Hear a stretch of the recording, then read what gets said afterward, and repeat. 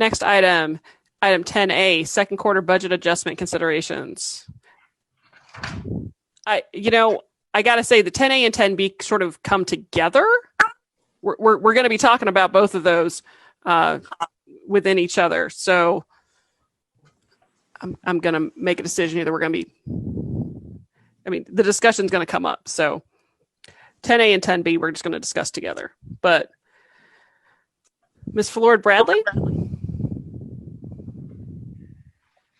Good evening, Mayor and Council. Hello? Yes. I do have our financial advisor, Ed Wall, on the line, and he will present. Thank you very much, ma'am. Could the host allow me to share my screen?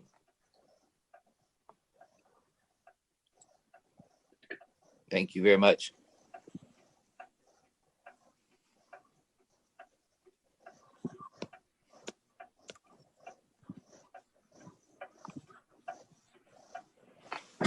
Can everybody see the screen? Yes. So, Terrence and Mercedes and Althea and I wrote you all a memo, and I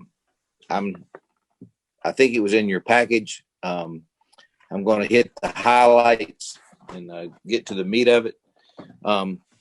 We all start off in the memo to Mayor and Council that we did three things back when we did our budget, and it's all worked well. And this is consistent with the presentation that we made to you when we did our 3 months actual versus budget. But we had the increase in sanitation rates, increase in water and sewer rates, and increase in electrical rates. Those were all very badly needed. All of those funds have been acting in accordance with what our projections would be, and those funds have turned around. They're doing well, and they're doing what we want them to do. We cut the budget for hotel motel tax revenues, and I'm at this part right here. We cut the budget in hotel motel tax revenues. We cut the car rental tax budget, and we cut anticipated revenues for arena and GICC. Unfortunately, COVID has got us in its grip, and we didn't cut it enough. And so, in speaking with Councilman Clay, we wanted to set out a list of our assumptions as we make these recommendations to you. And here were the three assumptions. The main one, the first one is COVID-19 won't let up until May 2021. And to be specific as to what we mean by that is we don't think a switch will magically be flipped, and by May of 2021 we'll be back to normal. But what in normal meaning way things were in January, February of this year. What we think is the vaccines will have taken effect. People have taken vaccines. People will feel more comfortable. Travel will come back. Conventions, seminars will come back slowly but surely.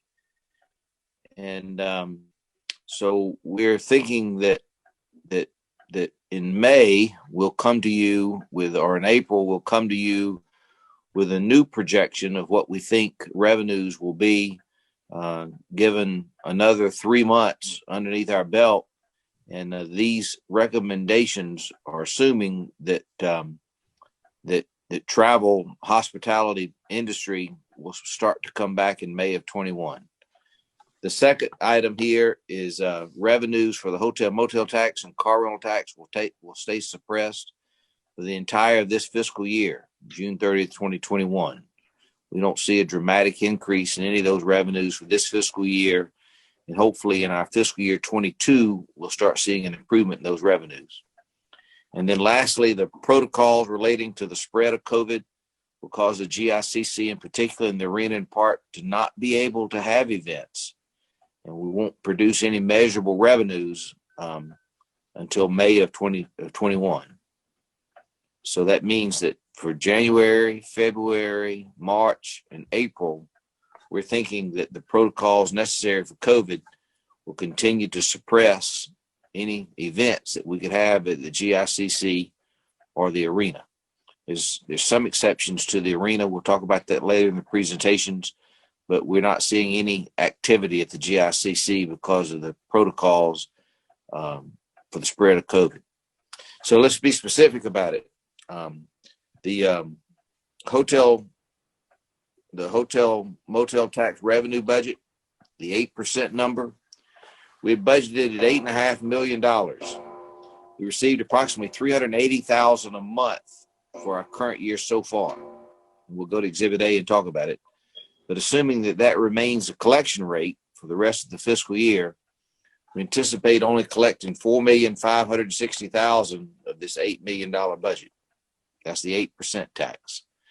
The hotel special district tax of $2,435,000, we're expecting to collect that, and that is at budget. So we think that our recommendations for going forward will need to accommodate the fact that we'll have a $4 million shortfall this year in hotel motel tax revenues. The next one is the car rental tax budget. We assume $3.6 million in car rental tax revenues. That's the $3.2 million from the actual collection of the tax, and the $400,000 that we had negotiated with the city of Atlanta when we did the 10-year extension. We think we'll get the $400,000, but we won't get the $3.2 million. So I wanted to set out for you all how we would go about collecting that. If you remember, we had a make whole that the city of Atlanta's general fund will pay us that amount if they don't make the payment to us. And it goes for 2 consecutive years, that if they miss for 2 consecutive years paying us $3.2 million, they will make us whole for the amount by which we failed to collect. So that would be $6.4 million over a 2-year period. They would make us whole 6 months after the end of their fiscal year. And the city of Atlanta's fiscal year is June 30th. So we got December of 20. We were supposed to get a check. We aren't expecting anything at all. Atlanta has to collect $8.8 million from the car rental tax before they start paying us any $1. And we're anticipating that for this year, for their year from January, December of 19 to December the 2nd, 2020, they won't have collected even the $8.8 million. So we'll get nothing this year. We'll get some amount next year. We don't know what it is, but we don't think it'll reach $3.2 million. And so on that's December of 21. So on June 30th of 2022, that's the end of Atlanta's fiscal year. 6 months after that, December 30th of 2022, they're to make us a payment to make us whole. So that'll be our FY23 year. The arena fund, it's been operating. It had operating budget that we approved in June of $3,200,000. The first 3 months, we had operating revenues of $69,000. Mercedes has submitted a list of expense reductions in Exhibit B. These recommended cuts total $984,000 for the remainder of this fiscal year. That'll be from now, basically January through June 30th. We're assuming that the arena will have additional revenues for the remainder of the fiscal year of about $350,000. So these adjustments are as follows. $3.2 million is the budget. Mercedes is going to cut it by $984,000. We had $69,000 in revenue. We're hoping $350,000 for the second 6 months. So there'll be $1,797,000 shortfall that the general fund is going to have to maintain or cover for the arena fund. We go to the convention center fund. It has an operating expense of $8,200,000. For the first 3 months, it produced revenues of only $255,000. Mercedes has listed some recommended expense reductions in Exhibit C. Those amount to $2,500,000 of that $8.2 million budget. The big note is these recommendations necessitate closing the GICC completely for the months of January, February, March, and April. Remember, one of our assumptions was that we were hoping in May that some business would come back. So we would come to you in March or April and recommend reopening it in May, or we may recommend keeping it closed May and June. This assumes reopening in May and June. We expect revenues of about $200,000 if we open it up for those May and June months. So the original budget was $8.2 million. Mercedes has gotten $2.5 million in cuts. We've had actual revenues of $255,000. Were we to open it up May and June, which that is this plan, we would have additional $200,000. those months you have a lot of graduations, you have cheerleader events. And so that would leave a $5,245,000 deficit to be being made up by the general fund. Whit Maloney, who works with me, did a big analysis of all of our debt issues. And one of the things that he has recommended, and I recommend it to you, is that we take certain of the bond issues that we have, and we take the principal payments that we would make for the next 3 fiscal years, and we refinance that with a 15-year maturity. And so the savings would be this amount right here. And so our big payments are always in September. So for this fiscal year, that payment is gone. The next big payment is March the 1st. So we can eliminate $2,200,000 in principal by not paying it and just refinancing it over the years 4 through 15 going forward. And then these fiscal years, I would save $8 million, $8 million, and $6 million. The extra cost to the city to do this would be $1,224,000. So we wouldn't ordinarily want to do this because you only refinance debt if you're actually saving money. Here you're doing it for cash flow savings, but because you're not paying the debt in these years, but you're paying it 15 years from now, which would be 2035, we'll have extra interest charges. And that amounts to a present value cost of $1.2 million. This one I hate the most, but it gives you the most savings. The rest of them are really cost savings. Here, I'm adding to your cost over time, but I'm saving a big amount in cash flow. The general fund, Althea did some crunching of numbers for the general fund. She has an Exhibit E. The general fund can have savings for the rest of the fiscal year of $1,626,000. We can get into the specifics as I go to the exhibits of what that is. But in a nutshell, to summarize, the hotel motel tax revenues is projected to have a $4 million less collection than we had projected. The car rental tax, we're going to collect $400,000. I'm assuming it's even because we had cash fund balance in the car rental tax. The money that we had projected to spend in the different funds from the car rental tax, we can use the cash fund balance that's there. The arena fund's $1.8 million in the hole. The convention center's $5,245,000 in the hole. We can save $2.2 million as a positive number by refinancing certain of the College Park debt issues. The general fund would be $1,626,000 in savings. So were you to accept these recommendations tonight, the general fund is expected to pay $7,219,000 from its general fund balance savings between now and June 30th. If you did nothing, then we'd add these amounts here, and we'd wind up spending about $11 million. And then it's very important because we're only going to come out of this over time as COVID eases up and our revenues come back. Althea and I are going to start working on a 3-year budget projection and come up with a 3-year plan to restore our fund balance back. I want to go, if I could, to the exhibits. Here is the hotel motel tax receipts, and it gives it to you by month. And you can see down here the monthly collections around $380,000 a month. We used to collect about $1 million a month.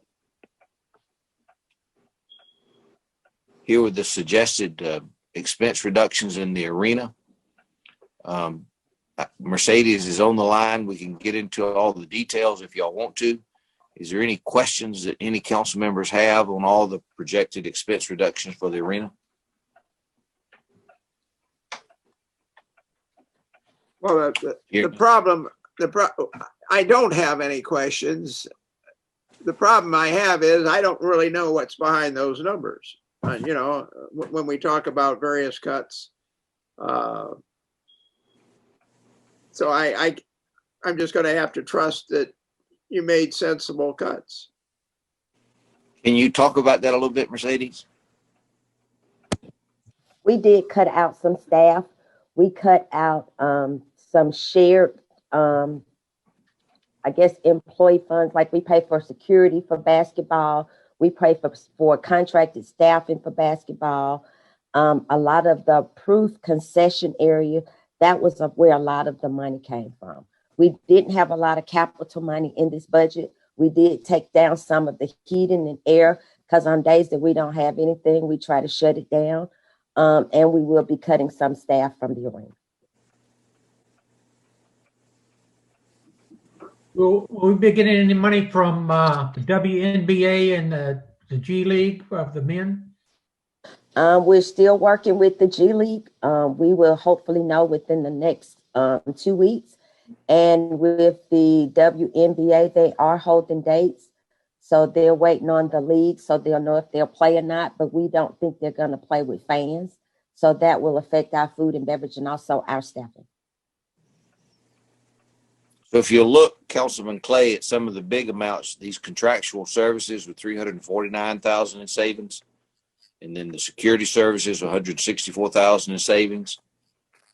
That's a big amount from the savings part.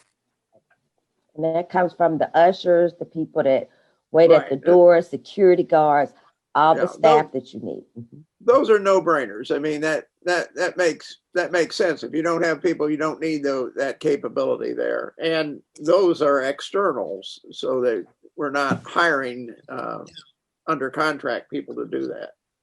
Correct. The general fund is the one I'm more worried about when we get to it. Okay. GICC recommendations for the cuts. You can see how this is amended budget, what we spent year to date, what we expected to spend for November and December, then the estimated through 12/31 total, the estimated remaining budget, and then what the reductions are.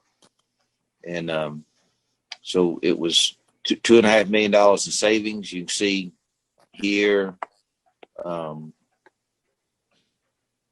a big amount coming from employees. I hate it for employees. This is the worst part. I hate this sort of thing. To go over here, some more big amounts. Contractual services, security services.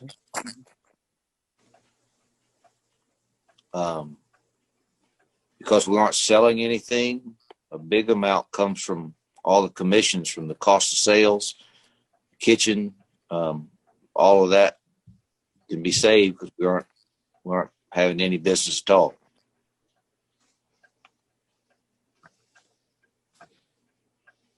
And then there's the total $2,501,000 in savings.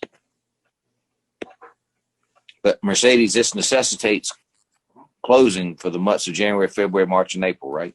Right. That's closing and only keeping staff that we need there because we will keep some of the staff for cleaning, just to take care of the building and maintaining the building. And when they do play basketball, the staff that we're cutting from the arena, we'll send the GICC staff over to the arena to work. So we're going to be sharing staff because we're going to have to cut out almost half of our staff. Mercedes, you're sort of mothballing, a term that I've used in industry. But whenever you mothball, there's sometimes, or not always, but there's sometimes a spin up time when you want to put things back in operation. And I believe from what I've read up to now, you've tried to keep key staff in place so that you could spin up fairly quickly. Yes. Do you have an idea of what that spin up time would be? For example, if I called you up tomorrow and said, hey, I want to have this big event and there's a whole bunch more coming, so it makes sense to open up the arena. How long would it take you to, how much lead time do I have to give you for my event? Well, I have enough staff that can make it happen. I would just need more hands on deck to move chairs and move equipment, but I am leaving enough staff that they could direct it and make it happen. Right. And That's what it's I a thought. matter of calling the staff back. So within the Calling next people and hoping that they are available to come back. exactly. And presumably, and I'm just speculating now, presumably our economy is going to come back in the hotel, motel, or hotel entertainment, et cetera, is going to come back, I think, before the rest of Atlanta. Exactly. Maybe that's I think that's what Cookie thinks. And I Yes, the airport properties always come back before the city. And with the Georgia World Congress Center, they book things 5 to 10 years out, and then an airport property is very short term. So we would get the business first before it went downtown, because larger events only book years out. They usually don't book within 12 to 18 months. so And what that tells me is you ought to be able to get a hold of our people and get them back. Correct. And while the building is closed, I am having some of the salespeople as well as the DMO salespeople. They are still going to be selling for the dates when we open back up. Good. So if something big comes in May, whether it be a graduation or an event, they are constantly talking to clients and also trying to book events. So we're not giving up on booking events. Good. The And I think the graduation- numbers have reflected that. I mean, the back to what you were saying earlier, Councilman Clay, about the numbers that we get from the DMO reflect that the dip in this area has not been as pronounced as it has been in the city. Right. Now, our problem is that it is so much more of a percentage of our income in this city. Absolutely. But as far as how badly that percentage was impacted, it's not as bad as elsewhere. Still bad, Correct. but not as bad as elsewhere. And not as bad as elsewhere. Graduations, when do you think we will hear about graduations, possibly in the arena or wherever you want to put them? We'll probably know about graduations by March. They'll know whether they're going to have them or not. Are most years colleges or high schools or? We do all of Clayton County. We do the South area for Fulton County, and then we have 4 college graduations.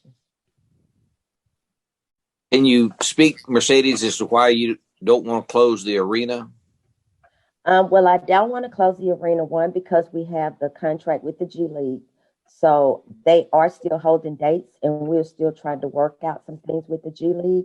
And then the WNBA is still holding dates, and we're working with them. They have asked for dates. They're just waiting to see what the league is going to do. So and it's less money to keep the arena open than it is the convention center. And So if both of those were to cancel, would you revisit the Yes. issue of keeping it open? Yes. Okay. Good. I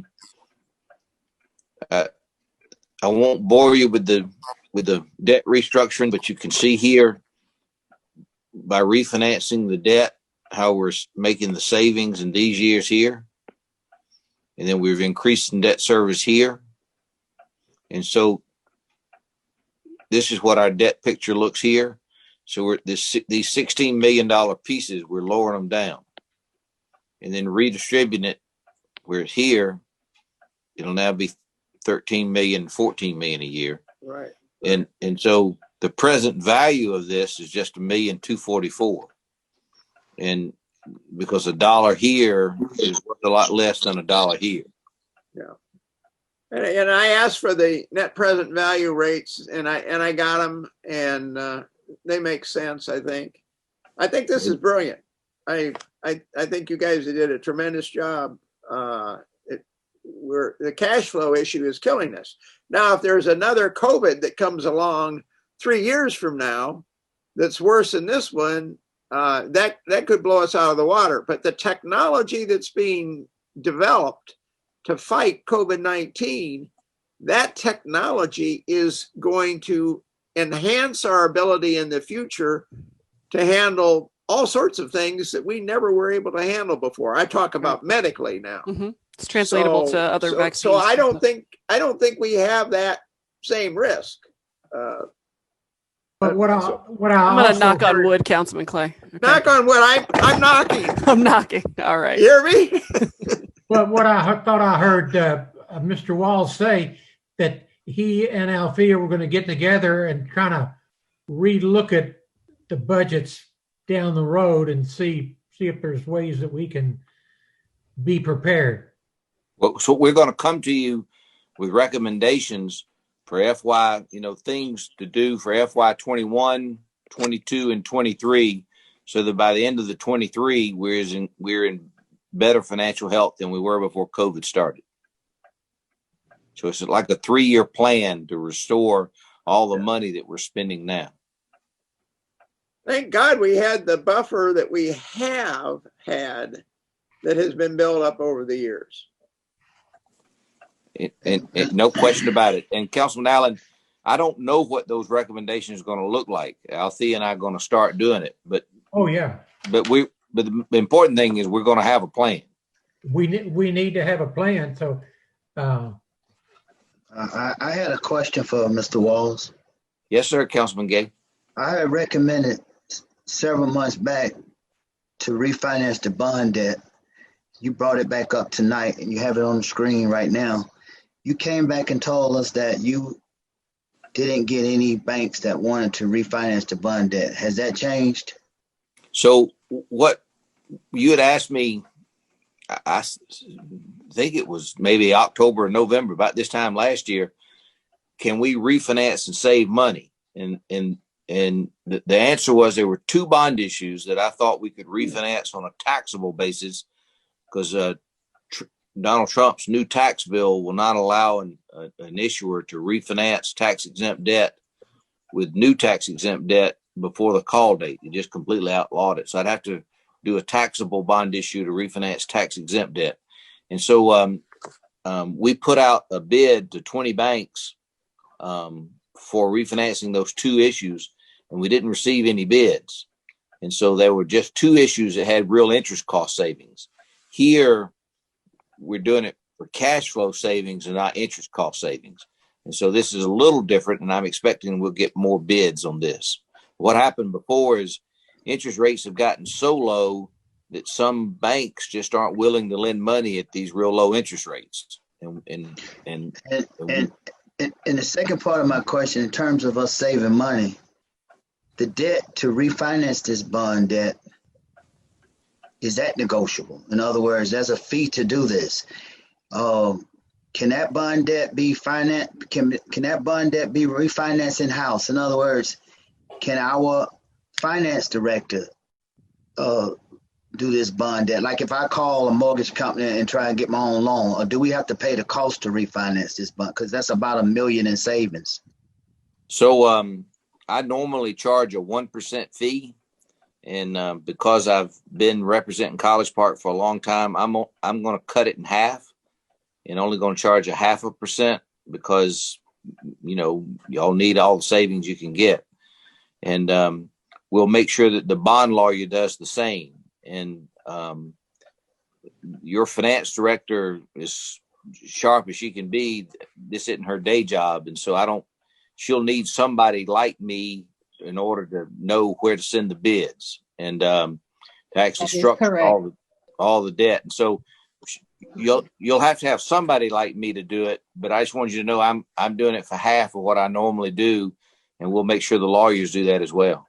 Okay, the final question I have is, did you say anything about BITA debt in this financial? I didn't hear BITA debt. Every bit of this is BITA debt being refinanced. You have very little debt that ain't BITA debt. So I didn't hear land sales as part of debt service. So the budget requires a land sale of $3,600,000 from the sale of BITA land. BITA has a contract for $11 million that they're hoping to close in March of this year. And then there's currently under negotiations for another $4 or $5 million purchase price. And so I haven't brought this up because my assumption is BITA will be able to sell that property. So just so that I'm clear, the land sale is not part of this debt restructuring that you showed us tonight, right? I don't. I'm not It's not in really. these numbers. You're basing this on refinancing the bond debt and cutting costs, but not the land sale is not part of this. Correct. In other words, if we were to sell $15 million worth of land, we might not do this refinancing. I mean, we might. This is Right. costing us $1.2 million to do it. If we were to sell $20 million worth of land, I could eliminate having to do this. So Right. why isn't it in this projection? Why? Because I don't know for sure we're going to get it sold. I think we have to make assumptions. I mean, we have to play the worst case scenario and prepare for that. We played the less worst case and found out that we have come up short. Yes. Okay. Have I answered the question, Councilman Gadd? I just think the two ought to go.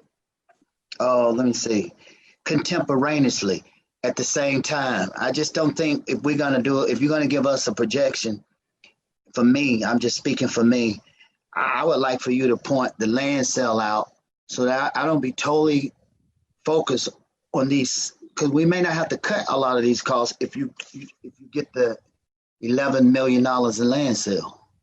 So $3,600,000. I'll be coming in order to get the $11 million in land sales. We're going to have to build a road from Camp Creek Parkway, which is called Rhodes Avenue. We got to build that from Camp Creek all the way up to Princeton. And currently, why is that? Both of the developers who agreed to buy the land made as a condition to them closing, having that access from Camp Creek Parkway. That was just a condition to close. And so Artie and I have been working with architects and engineers, trying to get an actual dollar price to bring to you about what that would cost in order to get that road built. So they can pay for that out of the land sales. That's you're not going to come to us asking for money to do that. So we're trying to structure it such that the land purchase will pay for itself, kind of like we did Gateway, where those two hotels and the office building back in 2008 paid for itself. We're trying to work on a plan that you don't actually come off the hip with any money to build that road, but we hadn't put all the pieces of it together yet. But Ed, that's in the longer term. But in the shorter term, we just approved a TAD tonight. You did, and so if the school board were to approve the TAD, it'll be money from the TAD to build that road, as opposed to us BITA having to issue bonds to build the road. Yeah, because we will effectively borrow against that future income Yes, that the TAD is going to make. Correct. And so, Councilman Gay, from the first 11 million of any land sales, we as a mayor and council have agreed that we're going to use that to pay the general fund back what BITA owes it. So I remember we've talked about the fund balance in the general fund. A lot of it's not real cash. And so rather than have land sales go to build that road, we've locked down, Artie and I have, in negotiations with developers, and the first 11 million in land sales going back to the general fund's checking account. Only after that would we come to you with a repurposing of land sales to any kind of infrastructure. That helps a little bit. Yes, sir. Any other questions? I'm sorry, go ahead. Mr. Wall, go ahead. So the last piece is a general fund reductions totaling $1.6 million. I'd like, if I could, turn it over to Althea to explain these. Yes, Councilman Clay, you did question what was to break down the reductions of the general fund. Well, I met with each department listed, and we did discuss areas that they could possibly reduce some expenses, so they are all on board. As far as there were some vacant positions that they could freeze for up until June 30th that were vacant, and there were some expenses that they could reduce as well. And there were, with the police department, there were capital expenditures that they are going to reduce in order to reduce the transfer from the car rental fund. So $709,212. That's operating expenses as well as positions, vacant positions. There will be, at this time, there won't be any layoffs or anything of that nature. Those are just the salaries with vacant positions. And the $917,000 is a reduction in transfers in from the car rental fund, which would cut the capital expenses for new police vehicles and motorcycles and equipment. Yeah, well, that's the part that's 9/10 of $1 million. So you can buy an awful lot of cars and things with that, and that's the area that particularly concerns me. How I did speak with the chief. He did put in the order for, I believe, 7 vehicles early in the fiscal year of 2021. And those vehicles haven't come in yet. So he does have a new set of vehicles coming in. So he was okay with delaying this purchase until the following year. Okay, I don't want all our police cars breaking down on the way to a crime. Deputy Chief, how many vehicles did the police chief order for this fiscal year that are coming in? Unmute, Deputy. I was on mute. I believe he did order about 6 or 7, and they'll be in once they are. They don't have all the cars in at the time when he placed the order. Yeah, I know we cut out some of the take-home cars. Yes. But I think the number you're referring to is probably right. 6 or 7 is sort of what I remember too. I just got a confirmation it's 6 vehicles from Willis Moody. 6 vehicles. Okay, but 6 vehicles at say 50,000 a vehicle, that's 300,000. I've still got 600,000 I got to worry about. There are 2 motorcycles, equipment. And so, wait a minute. Hold on a minute. You weren't cutting out those 6 vehicles. Those are already on order. Oh, yes. That's already. Yeah, so that's not part of the cut. No, sir, not at all. I'm sorry. So that was fuzzy thinking on my part. So what? So if 6 vehicles only adds up to $300,000, what in the holy heck's name are you cutting out? Well, this is separate. This is a totally separate order. I believe there were 10 vehicles here. Equipment, I can bring up the breakdown. Equipment, motorcycles, and I think that's about it. They're all coming from car. All right, you're talking about you're talking about transport is Correct. Basically. Correct. We're not talking about vests, for example, bulletproof vests. It was the vehicles, it was the equipment that go inside, like the cage and the radios and things like that inside of the vehicle. Okay. I feel a little bit better. And the bulletproof vests are covered by grants. So rather than 6 cars that you already have ordered, you've got a few more that you have stopped order on. About 10. There's 10 we stopped order on. Right. Add up to that 917. Okay.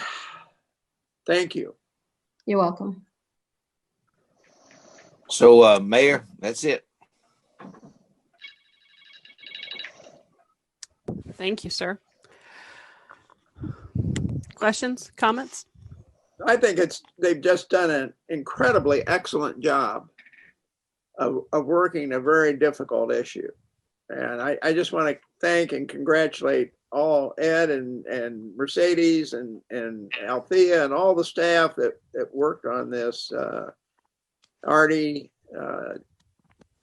really great job. I mean, this is the kind of performance, when life gets tough like this is the kind of performance that makes winners versus losers. Yes. Yes. Thank you, Councilman. It's very difficult. These are difficult times for College Park. Mm-hmm. Absolutely. So how much money do you think we will have in the general fund if things don't change? I mean, like. You mean in reserve? Yes.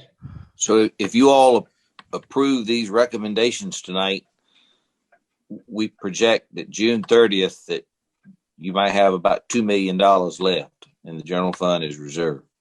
That's Exactly. cash. You know. Mhm. Yeah. So what going forward, you know, we'll use tax anticipation notes to try to manage cash flow till we can get it restored. Okay. But there are some possibilities that might help us, like Sandersville, for example, like selling some of the land, more of the land than we thought we were going to sell. I mean, there are some good things that could happen, but we just can't count on them happening right now. Right. We have to plan for where we are and look at that and assume that this is the way it's going to be. Yes. And make decisions accordingly. So obviously one of the assumptions in that adjustment consideration is the temporary closure of the GICC from January 1st through April 30th. If there aren't any additional questions, I'm not certain why we would separate that vote between the budget adjustments and the closure. I mean, the whole thing is one package. Whole thing is one package. And I will move to approve that package. Adopting the second quarter budget adjustments and the temporary closure of the GICC. And the temporary closure of the GICC. All right. Is there a second? I'll Councilman Allen, second it. All those in favor? Aye. Any abstentions? Okay. All right. All in favor. All right. Thank you, gentlemen. City Attorney's report.